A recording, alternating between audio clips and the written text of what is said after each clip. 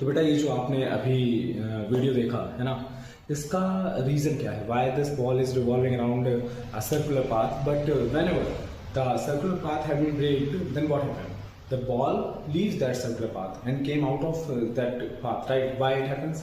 So the reason is very clear, that is the centripetal force. अच्छा, अब centripetal force जो होता है वो कोई एक अलग से force नहीं होता है ना, कोई ना कोई force होता है, कहीं नॉर्मल हो सकता है या टेंशन हो सकता है या कोई और फोर्स हो सकता है जो सेंट्रिपिटल फोर्स की तरीके एक्ट करे, मीन सेंटर की तरफ खींच के रखे।